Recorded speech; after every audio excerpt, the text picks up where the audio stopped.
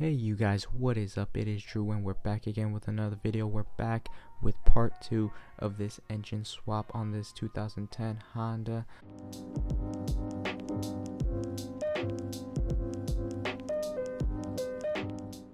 And pretty much what we're doing is, obviously you can see here, we pretty much have the whole engine out. So pretty much you get there the motor mounts right there, and obviously you have the axle shaft right there from the transmission. That is, obviously since it's a front wheel drive car. And right here we do have the beauty right here, the 3.5 liter V6 engine that is mounted on this Honda Accord. And pretty much right here we have the new engine right here. It's pretty much, we're just right now just transferring the things over from the older engine onto the newer engine, so pretty much it will be a nice and easy swap. Alright, let's get to work here. We're gonna take out this power steering pump right here, and pretty much there's one bolt there and another bolt down here. It's pretty sure a 12mm bolt, and pretty much we're gonna replace it by getting the older power steering pump, just because this one's in good condition right here, and this one right here has a little dent or a ding right here, if you can see right there, and pretty much we don't want that pretty much messing up the belt or anything like that, so we're just gonna replace the whole power steering pump. We got right there bolted on, we got obviously the alternator bolted on, we also bolted down the alternator. We have everything pretty much all set up. Obviously have the cover right here for the exhaust, but that'll be taken off once we put on the actual exhaust. And transferring over here, we already transferred the motor mounts and everything. This side doesn't have a motor mount obviously because it bolts up to the trans side, and the trans already has its own motor mounts on the other side. And pretty much we're just gonna drop in this new engine into the newer one, and pretty much just gonna, as you can see right here, pretty much it's just gonna drop it in right there. We obviously have the wiring harness, everything's still plugged in and everything like that to the car. It looks very complicated, but it's actually very simple. It pretty much just, it only has one area where it can connect to, so it's pretty much fairly easy, it just connects to whichever one fits. Alright, so pretty much right here we finally have the engine dropped in.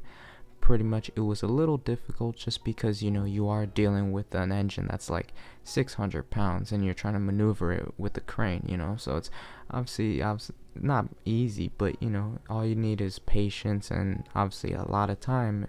And pretty much right here we got the power steering pump, and a little mistake that I did is I installed the power steering pump before I actually put the wiring harness underneath the power steering pump, so we'll have to put that back. And right now obviously no hoses or anything like that are connected. Obviously the wiring harness is all over the place, but as you can see here we do have the engine aligned with the trans and with the motor mounts right here. We pretty much just got a whole mess of hoses and wires, but obviously you just take it one step at a time, one day at a time, and pretty much just connect everything together. Obviously there's only one place that one thing can fit. They pretty much made these fairly easy to build.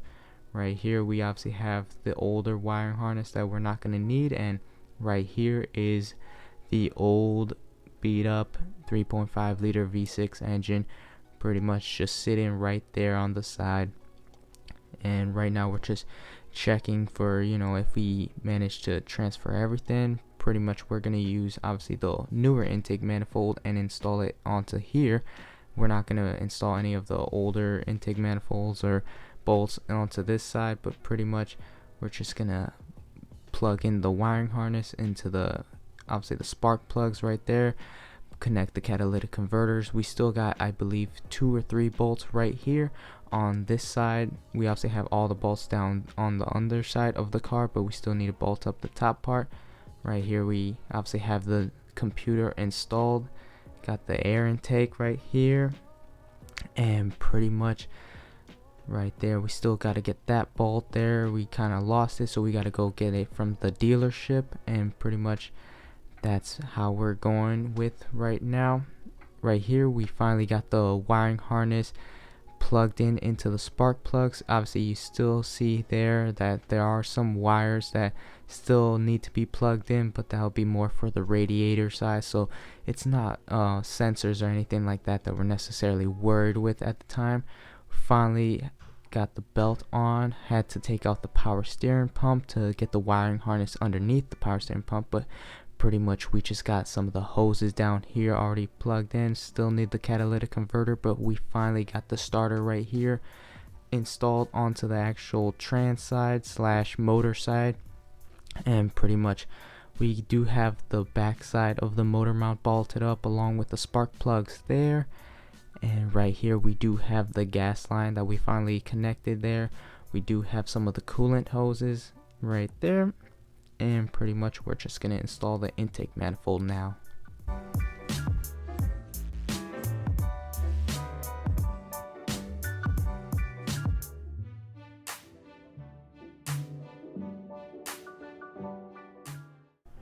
Alright, and pretty much what we have here is obviously we got the air box and computer all bolted up and bolted down. Right here we have all the wiring harness. Pretty much everything is connected along with the hoses. All we gotta do now is just torque down the actual intake manifold. Obviously it has its own torque pattern, and I believe it was a 16 to 20 foot-pounds of torque. Got all the hoses there, and pretty much just gonna Google all the torque patterns and everything, and we'll be set. And now this is pretty much the downfall, the downslope to this whole engine swap. Pretty much we have everything bolted up. We got all the things like the radiator. We obviously have the battery there already installed, so pretty much all we're gonna do is just fill it up with fluids and just fire this puppy up pretty much. Alright, so pretty much what we're just checking for is obviously check engine lights, any basically lights that will pop up, you know, letting us know if maybe we disconnected a sensor or anything was going wrong. But pretty much everything seemed to be running perfectly. We obviously put on the wheels and took it down the road to drive it, and everything was working perfectly.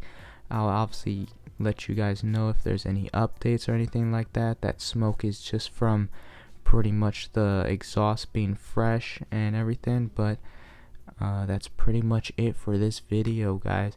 Obviously make sure you guys like and subscribe if you guys are enjoying the content, and I'll keep you updated on any future builds. It is Drew, and I am out. Peace.